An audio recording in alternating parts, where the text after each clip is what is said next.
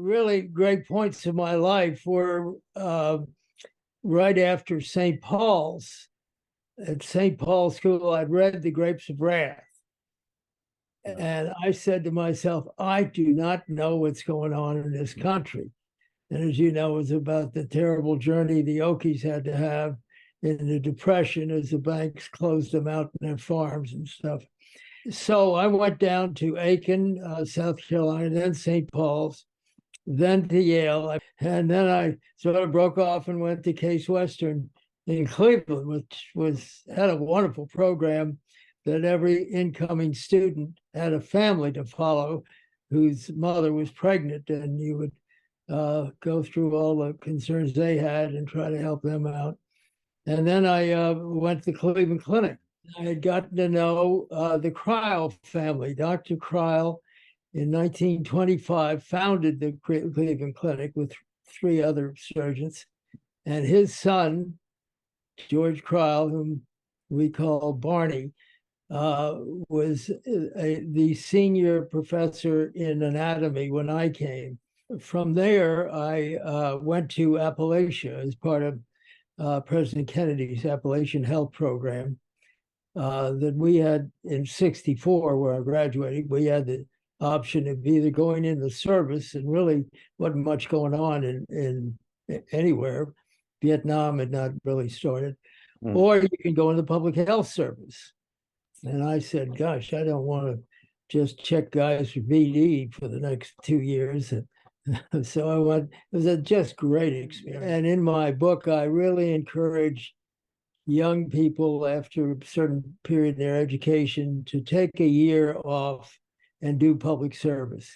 I did go as a volunteer physician to Vietnam to work with the civilians, not the military. Secretary McNamara ordered the Agent Orange and Agent White and all that stuff was dumped on the fields, and to try to see and the foliage was taken off, see the Vietnamese, the VC, but they had tunnels, and so that wasn't very effective.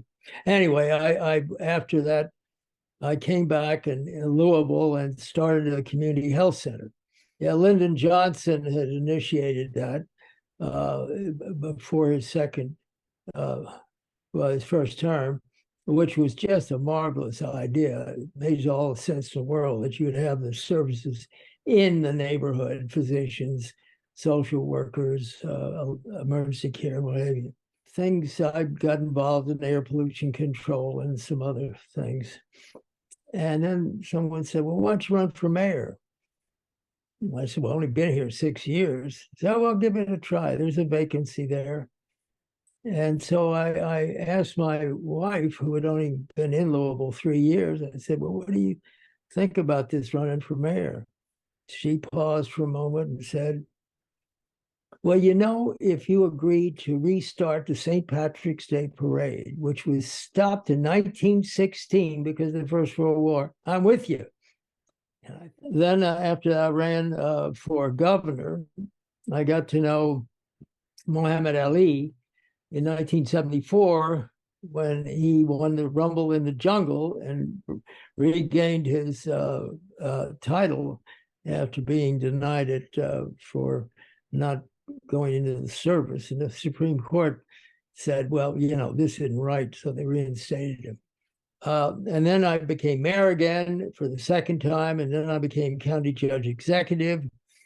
And in the second mayor oral service, guess who was county judge? Mitch McConnell.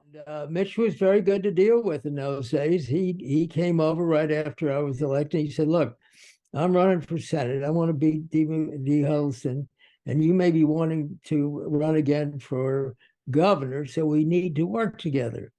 And it was just really nice to work with him. Of course, after I became a county judge, I ran against him. And it was the ugliest experience I've ever had. And anyway, I lost by 4 points. And if we'd won, the Supreme Court would not be what it is today. After I lost to Mitch, I came back to Washington.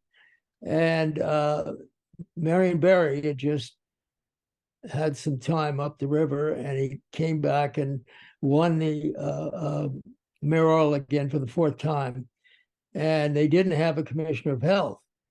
So I went down and I said, I know a little bit about health and I've been in office and what have you. So I was with him for 2 years. Let me tell you, it was the toughest assignment I ever had, and nothing worked. And so I challenged him on pollution, and he finally got me off. And I got a call from a professor in Cleveland Clinic. Said, "Do you want to go to Russia?" Yeah, absolutely. This is 2000. So I spent 12 years in Russia working on HIV and TB, and mainly in Siberia and the prisons and what have you. So that's sort of the end of my active life. Really, it was all about public service. And I have a chapter in the last part of the importance of having universal public service. It's a year or whatever. But it did so much for me when I went to Appalachia for 2 years.